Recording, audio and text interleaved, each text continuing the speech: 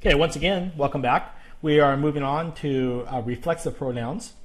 And this is a special group of pronouns, but it's not that difficult to understand. So I think you'll catch on to this pretty easily.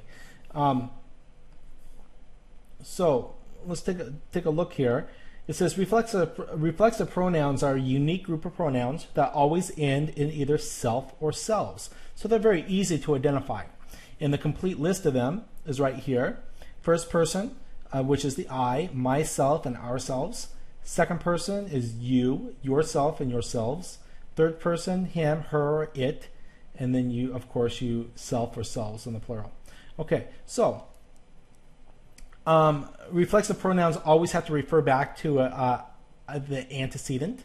And we've already said that the antecedent is a subject or a noun or a pronoun that has been mentioned already. Okay, reflexive actually comes from a Latin word meaning to bend backwards. If it's down here somewhere, it says reflexive comes from a Latin word meaning to bend back.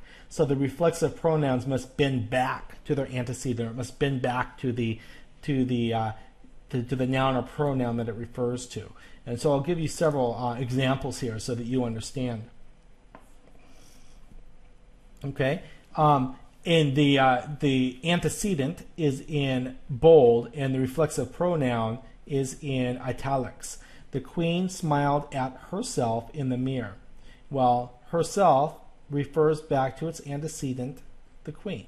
Okay, the movie refuses to take itself seriously. Itself goes right back to its antecedent, the movie. The couple had accidentally locked themselves. Themselves refers back to its antecedent. Okay, the computer shut itself. Okay, refers back to its antecedent. So you can see that you can't use a reflexive pronoun without having an antecedent. Sometimes, I mean, anytime a pronoun refers back to, a third person pronoun refers back to a noun, it's the noun is called the antecedent. But this is necessary. A reflexive pronoun in an self or selves must always refer back to a previous noun or pronoun. All right? Usually it's the closest noun, but sometimes not. Sometimes it's the subject of the sentence, sometimes it's not. Now, I don't want you to get too caught up on this because I don't think it's that difficult to see, but we're going to get into a couple different things here. Sometimes it's the reflexive pronoun is what we call the object of the verb, okay, which means that it's taking the action. So Mary told John to help himself. So John did what? Helped himself. So that's the object of the verb to help, and himself is the object of the verb to help, and it refers back to John. John is not the subject of the sentence, Mary is. But I don't think that all that terminology really matters. For you to do this assignment. You just have to make sure that you look at the sentence carefully and you're able to tell which noun or pronoun is the antecedent of the reflexive pronoun. Okay, so that's what I want you to do. Don't worry about all the rules that surround it.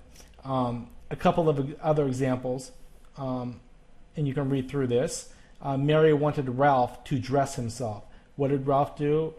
To dress is himself is the object of the verb to dress. He did that to himself. Ralph is the antecedent. Mary, once again, is the subject. Okay, I is the subject. You, what do you need to do? You need to behave yourself, and yourself is you're doing the action, you're behaving. Okay, so that's the object of the verb. Like I said, don't get too caught up into the object and all that kind of stuff. Just look at the pronoun and figure out which subject or pronoun that it refers back to. That's the important thing. So we're gonna you can look through those if you want, but the next exercise is this is another thing. Sometimes there's no antecedent to the pronoun, and usually that's because it's the understood you. It's a command, okay? Take care of yourself. Well, there's no antecedent. Or behave yourselves now. Do yourselves a favor. And all these have the understood you as the subject. You take care of yourself. You behave yourselves now. You do yourselves a favor. You don't hurt yourself. Okay? So anytime you see this your, and there's no antecedent before it, it's the understood you. Okay? It's a command. All right? So just understand that the second person is sometimes understood, the understood subject. And you're not going to see it there, but you have to understand it's there, okay? It says, down here you can read, all of these have the understood you. All right? So, you can take a look at those if you want. But the next exercise is, and it shows you they understood you there. The next exercise, you're going to fill in the appropriate reflexive pronoun. It says, confirm your answer by underlining the pronoun's antecedent. So you're going to fill in the correct pronoun, and then you reflexive pronoun, then you need to tell where the antecedent is. It says, he tends to repeat himself. Well, himself refers to who? He.